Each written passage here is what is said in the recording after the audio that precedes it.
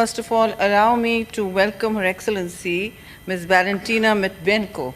I hope I'm pronouncing this name perfectly because I hear everybody calling you only by your first name.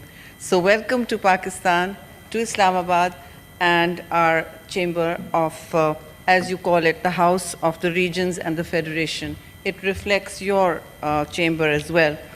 To all our distinguished parliamentarians, cabinet members, and other colleagues present here, I think we all agree, Madam Speaker, that Pakistan and Russia don't have a young relationship. We have an old, enduring bond. And I say this from my heart because I remember as a little girl reading, looking at the Sputnik magazine, also dreaming of going to see the Bolshoi ballet one day. And of course I did manage. That's the first thing I did when I got there, to go to the Bolshoi. So your great country's past, its history, its gravitational cultural power has had a profound impact on many students, on intellectual minds, and even political trends in Pakistan.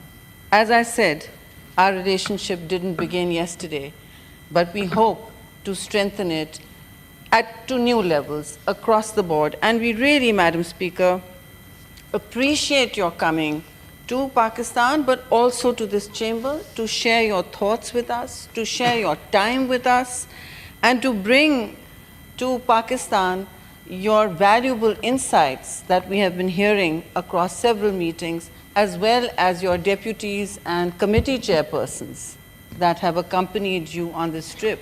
I commend you, Madam Speaker, for bringing this kind of august delegation, because this is truly an enhancement of ties between two parliaments. And parliaments, Madam Speaker, as you know, can do what governments often cannot. They bring the power of the people to any task, and that is where we can apply our minds, our critical mass, and good politics to breaking down any problem, solving any challenge, overcoming any hurdle, and bringing two countries together in an era, as you mentioned, of great change, of great tumult, and transformational energies in the world, from artificial intelligence to many things. You have mentioned, Madam Speaker, in your address that you have thought of Pakistan many times, you have thought of Pakistan's women many times, and you appreciated many women in the Senate, in the provinces, and you took time out to appreciate my leader, my great leader, Benazir Bhutto Shaheed, who died facing the sun, facing challenges that very few men could withstand. She was the ultimate political icon for Pakistan, for South Asia, and for the Muslim world. As twice elected Prime Minister, I am proud to represent her party here, as is the Chairman Senate of Pakistan, Mr. Yusuf Raza Gilani. But we are all friends here, we are all colleagues. As Barrister says here, that we disagree, we often fight. I hope we don't fight more. I hope we use this opportunity when countries can speak to each other and not at each other, that we too can bridge many divides in the spirit of civilization, comity, and gathering together like we have done today. Madam Speaker, your visit to us is not a ceremonial one only.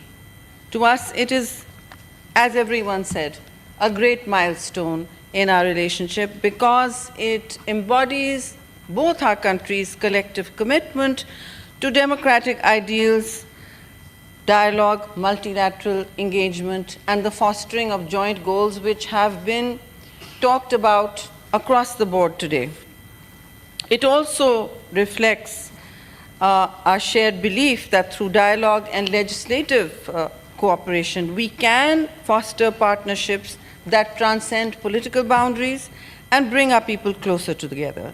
In today's complex global environment, Madam Speaker, parliaments and multilateral forums like the SCO play a pivotal role in bridging differences. This is a very divided, polarized world, and I think advancing mutual understanding and strengthening trust between nations is a great project that your country has also undertaken.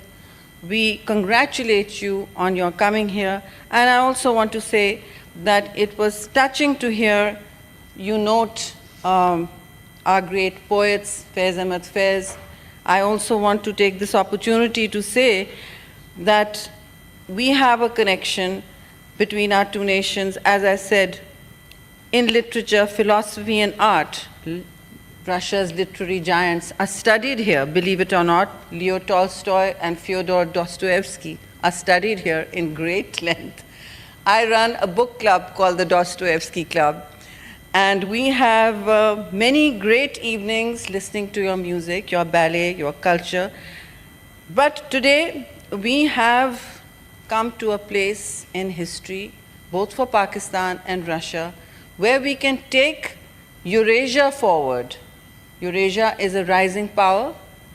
Your country crosses many regional connectivity opportunities when we talk about ties for sharing energy, agriculture, technology, and all the opportunities we can find for trade and economic cooperation. It is a century for trade, it is the century for economic power, and we all can maximize benefits by bringing parliaments together. And I firmly believe that the friendship between Pakistan and Russia, anchored in dialogue, cooperation, and mutual trust, will continue to thrive and evolve for our well-being and prosperity for both our people. Madam Speaker, I'm confident that your important visit will be in front of us as a landmark that will turn Parliament's history for both. I would suggest that we deepen our bonds through all the chairpersons you have brought with you. Perhaps we could share notes with the chairpersons, corresponding chairpersons here.